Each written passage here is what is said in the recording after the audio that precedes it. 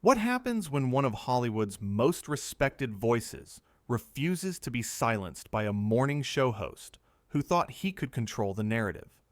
In just 48 seconds, George Stephanopoulos went from confident interviewer to the center of one of the most shocking on-air meltdowns in Good Morning America history. This is the story of how a simple interview became an explosive confrontation that nobody saw coming. Morgan Freeman walked onto the Good Morning America set that morning, like he had done countless times before. The legendary actor, known for his calm demeanor and that unmistakable voice, settled into his chair across from George Stephanopoulos. Robin Roberts and Michael Strawn sat nearby, ready to jump in with their own questions. The studio audience buzzed with excitement. After all, this was Morgan Freeman, a man who had given us some of cinema's most memorable performances, a man who commanded respect wherever he went. But what should have been a celebration of his latest project quickly turned into something else entirely. George started the interview with what seemed like a standard question. Morgan, thank you for being here. Let's talk about your new film. But first, I want to address something that's been circulating online. There are people who say your best work is behind you, that you're just coasting on your reputation now. What do you say to that? The studio went quiet. Robin Roberts shifted uncomfortably in her seat. Michael Strawn's eyebrows raised slightly. This was not the warm welcome anyone expected. Morgan leaned back in his chair, his expression unchanged. Well, George, I'd say that's an interesting way to start an interview. Is that really what you want to talk about?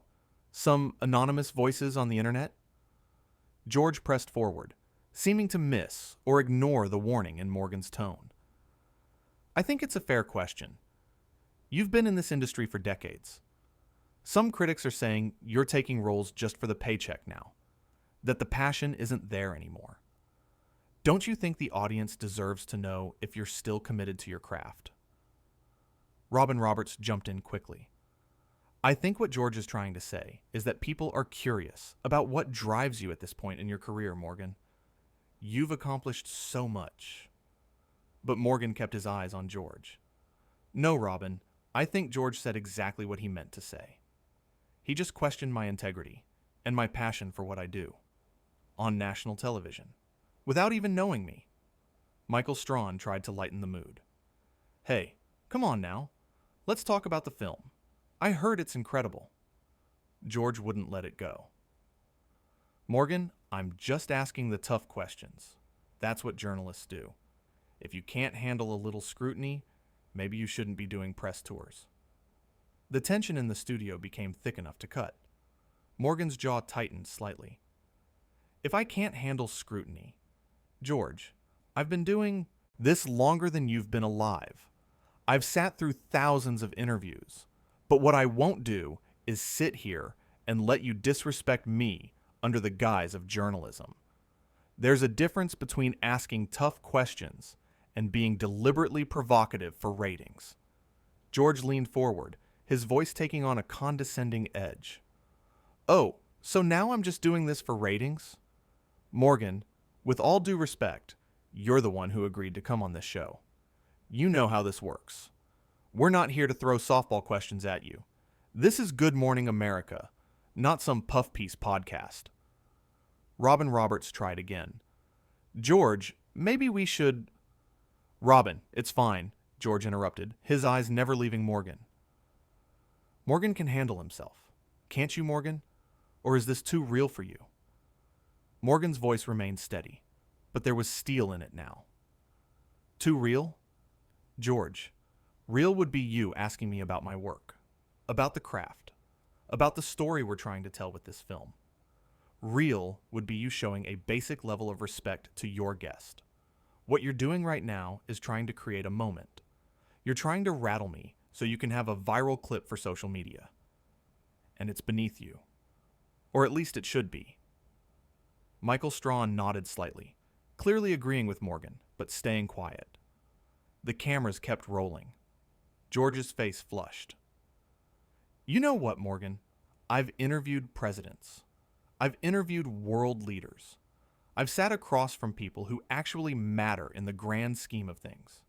You're an actor. You pretend to be other people for a living. Don't come on my show and lecture me about journalism." The studio gasped. Even the crew members looked shocked. Robin Roberts put her hand to her mouth. Morgan stood up slowly, removing his microphone with deliberate care. "Your show, George, this show belongs to the millions of people who watch it every morning. It belongs to the crew who work hard to make it happen. It belongs to your co-hosts who have to sit here and watch you embarrass yourself. But it doesn't belong to you. And the fact that you think it does tells me everything I need to know about who you've become." George stood up too, his voice rising. "You can't just walk out of an interview because you don't like the questions. That's not how this works." "Watch me," Morgan said simply. Robin Roberts stood up now, trying to mediate. "Morgan, please, we value you being here. George, can we just take a breath and—" George cut her off again. "No, Robin. If he wants to leave, let him leave. Clearly, he's too sensitive to handle a real conversation. This is exactly what I was talking about. The ego. The entitlement. You think because you have an Oscar and that voice that you're above being questioned?" Morgan turned to face George one last time. "George, I've been questioned by the best. I've been interviewed by people who actually care about the truth, about the story, about the art. What you're doing isn't questioning. It's an ambush. And it's sad. It's sad because you're better than this. Or you used to be." "How dare you?" George sputtered, his composure completely gone now. "How dare you come on this show and insult me? I've earned my place here. I've worked for decades to get to this chair." "And I'm supposed to care about that?" Morgan replied, his voice still calm despite the chaos around him. "You think your chair gives you the right to treat people however you want. Success isn't a free pass to be cruel, George. It's a responsibility to be better." Michael Strawn finally spoke up, his voice firm. "George, man, maybe we should take 5. George whirled on Michael. "Not now, Michael. This is between me and him." Morgan shook his head slowly. "No, George, this isn't between us. This is you. This is all you. I came here in good faith. I came here to talk about a project that means something to me, that means something to the people who worked on it. And you turned it into this. You decided to make it about your ego, about proving something. I don't know what you're trying to prove or who you're trying to impress, but it's not working." Robin Roberts tried one more time. "Morgan, we apologize if—" Morgan held up his hand gently. "Robin, you have nothing to apologize for. You and Michael have been nothing but professional. This isn't about you." George laughed bitterly. "Oh, how magnanimous of you. Absolving them of guilt. Do you hear yourself? You sound like you're performing right now. Is this an act, Morgan? Is this another one of your performances?" Morgan's eyes narrowed slightly. "You really want to know if this is an act?" "No, George. This is real. This is me telling you that you've crossed a line. This is me telling you that whatever you think you're doing here, it's not journalism. It's not entertainment. It's just mean-spirited. And I won't be part of it." "Then leave," George shot back. "Nobody's stopping you, but don't expect to come back. Don't expect another invitation to this show." "I won't need one," Morgan said quietly. "I'm 70 years old, George. I've built a career on integrity, on showing up and doing the work, on respecting the people I work with and the audience that supports me. I don't need your show. But your show needed this moment, didn't it? You needed something to happen. Well, congratulations. You got it." The silence that followed was deafening. Even George seemed at a loss for words. Michael Strawn looked down at his notes. Robin Roberts had tears in her eyes, though whether from embarrassment or sadness was hard to tell. Morgan started walking toward the exit. The studio audience sat frozen, unsure if they should react. George found his voice again. "You're making a huge mistake, Morgan. Walking off this set. Do you know how this is going to look?" Morgan stopped and turned back one last time. "How it's going to look? George, I'm not worried about how it looks. I'm worried about how it is. And what this is wrong. You invited me here under the pretense of a professional interview, and you turned it into an attack. You questioned my integrity, my passion, my commitment to my work. You did all of that without evidence, without cause, and without respect. And when I called you on it, you doubled down. You made it worse. So if walking away from that is a mistake, then I'm happy to make it."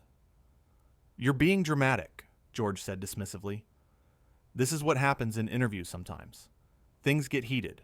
We push back. We challenge our guests. That's the job." "No," Morgan said firmly.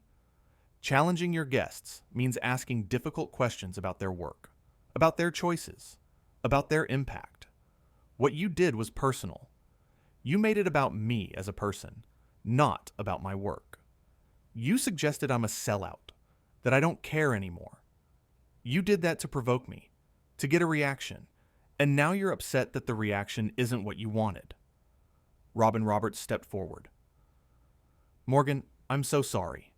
This got out of hand. Can we please just start over?" Morgan's expression softened when he looked at Robin. "Robin, I appreciate that. I really do. But starting over wouldn't change anything. George has made it clear how he views me, how he views this conversation. And I can't sit in that chair and pretend that's okay. I can't normalize this kind of behavior. Not for myself, and not for the people watching at home who might think this is how interviews are supposed to go." George rolled his eyes. "Oh, please. Now you're worried about the people at home. You're worried about setting an example? Give me a break, Morgan. This is about your ego being bruised." Michael Strawn stood up abruptly. "George, that's enough." George turned to Michael, surprised. "Excuse me?" "I said that's enough," Michael repeated. "Morgan's right. This isn't an interview anymore. This is something else. And it's not okay." George's face went red. "Are you seriously taking his side right now? On my show?" "It's not your show," Michael said simply, echoing Morgan's earlier words. "And I'm not taking sides. I'm just saying what everyone in this studio is thinking. This went too far." Robin Roberts nodded. "George, please, let's just take a break. We can figure this out." But George was too far gone. "No, no breaks. Morgan wants to leave? Fine, leave. But don't act like you're taking some moral high ground here. You're an actor who got his feelings hurt. That's all this is." Morgan's voice cut through the chaos with that unmistakable authority. "You know what the saddest part of all this is, George? It's that you actually believe that. You actually think that's what this is about. My feelings being hurt. But it's not. It's about standards. It's about how we treat each other. It's about whether we're going to have conversations or confrontations. And you chose confrontation. You chose to make this hostile from the very first question. And now you're trying to make me the villain for not playing along." George opened his mouth to respond, but Morgan continued. "I've been in this business for over 50 years. I've worked with the best directors, the best actors, the best crews in the world. And you know what they all had in common? Respect. They had respect for the craft, respect for each other, and respect for the audience. You had a chance to have a real conversation today, George, about art, about storytelling, about why we do what we do. Instead, you wanted drama. You wanted conflict. Well, you got it. I hope it was worth it." The studio was completely silent now. Even the crew had stopped moving. George's voice was quieter now, but still defensive. "I was doing my job." "No," Morgan said sadly. "You were doing what you thought would get attention. There's a difference." Robin Roberts wiped her eyes. "Morgan, we're going to commercial. Please, just wait." But Morgan shook his head. "I can't, Robin. I'm sorry. I have too much respect for myself and for the people who support my work to sit here and be treated like this. George may think he was just doing his job, but his job should involve more than tearing people down for entertainment." George took a step toward Morgan. "You're really going to do this? You're really going to walk out?" "I already have," Morgan said. "You just haven't accepted it yet." Michael Strawn moved between them. "Let him go, George. Just let him go." Morgan gave Michael and Robin a small nod of acknowledgement. Then he looked at George one final time. "I hope you think about this, George. I hope you think about what happened here, and why. Because the next person who sits in that chair deserves better. Your audience deserves better. And honestly, you deserve better than this version of yourself." With that, Morgan Freeman turned and walked off the Good Morning America set. His footsteps echoed in the silent studio. No one stopped him. No one said another word. George Stephanopoulos stood there, his face a mixture of anger and something else.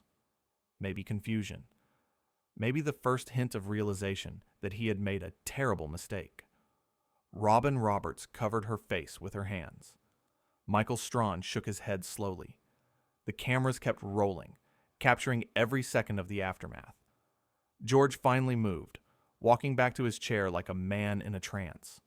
He sat down heavily and looked at the camera. For the first time since the confrontation began, he seemed unsure of what to say. Robin Roberts composed herself and looked at the camera too. "We're going to take a break." But before they could cut away, George spoke again, his voice barely above a whisper. "We should have taken that break earlier." Michael Strawn didn't respond. He just stared at the spot where Morgan had been sitting moments before. The studio audience remained, frozen, uncertain whether they had just witnessed history or tragedy. Many of them had tears in their eyes. Some shook their heads in disbelief. Others looked angry. George tried to gather himself. "Look, sometimes interviews get contentious. That's just how it is in this business." But Robin Roberts cut him off, her voice sharp. "George, don't. Just don't." George looked at her, surprised by the edge in her voice. "What?" "You know what?" Robin said. "That man came here in good faith. He's Morgan Freeman, for heaven's sake. He didn't deserve that." George's defensive walls went back up. "I ask tough questions. That's what I do." Michael Strawn finally spoke, his voice heavy. "No, man. You attacked him. There's a difference between tough questions and what you did." George stood up again, agitated. "I can't believe you two are ganging up on me right now. On my own show." "It's not your show," Robin said firmly. "How many times do we have to say that? This is bigger than you, George. This is bigger than any of us." The tension between the three hosts was palpable now. What had started as Morgan Freeman versus George Stephanopoulos had somehow become something else entirely. A fracture in the foundation of Good Morning America itself. George looked between his two co-hosts, seeming to realize for the first time how badly he had miscalculated. "I was just trying to make good television." "At what cost?" Michael asked. "At the cost of someone's dignity? At the cost of basic decency? Morgan Freeman is a legend, George. He's earned the right to be treated with respect. Every guest has earned that right, but especially him." George sat down again, his energy deflating. He shouldn't have walked out. Robin Roberts laughed, but there was no humor in it. "He absolutely should have walked out. I wish I had the courage to walk out with him. What you did was wrong, George, and deep down, you know it." The studio crew began moving around them, preparing to actually go to commercial this time. But the damage was done. The conversation that was supposed to be about Morgan Freeman's new film had become a referendum on George Stephanopoulos himself. George looked at the camera one more time. "We'll be right back." But as the show cut to commercial, everyone in that studio knew that things would never be quite the same. Morgan Freeman had walked off the set, yes. But he had left behind a truth that nobody could ignore. A truth about respect, about integrity, about the line between journalism and spectacle. George Stephanopoulos had wanted a moment. He had gotten one, just not the kind he expected. Robin Roberts stood up and walked off the set without saying another word to George. Michael Strawn followed her, leaving George sitting alone in his chair, surrounded by crew members who wouldn't make eye contact with him. In that moment, George Stephanopoulos looked like exactly what Morgan Freeman had called him, out for being. Not a journalist, not an interviewer, just someone who had let his ego write a check that his character couldn't cash. The audience filed out slowly, many of them talking in hushed tones about what they had just witnessed. Some took out their phones immediately, no doubt to tell friends and family about the shocking confrontation they had seen live. George remained in his chair, staring at nothing. Whatever he had hoped to accomplish with his aggressive questioning of Morgan Freeman, it had backfired spectacularly. He had set out to challenge a Hollywood legend, and instead had revealed his own flaws for the world to see. The irony was sharp and unavoidable. In trying to make Morgan Freeman look past his prime, George had made himself look small. In trying to question Morgan's integrity, George had exposed his own lack thereof. In trying to create a memorable television moment, George had created one for all the wrong reasons. And somewhere, Morgan Freeman was walking through the halls of the studio with his head held high, his dignity intact, his reputation not only unscathed, but perhaps even enhanced by his refusal to tolerate disrespect. Because at the end of the day, that's what this confrontation was really about. Not about tough questions, or good television, or ratings. It was about whether we're going to treat each other with basic human decency, even when the cameras are rolling, especially when the cameras are rolling. Morgan Freeman had answered that question with his actions. He had shown that some things, like self-respect and integrity, are more important than any interview, any show, any moment of fame or controversy. George Stephanopoulos had answered it with his actions too. And his answer was the one that would haunt him long after the cameras stopped rolling.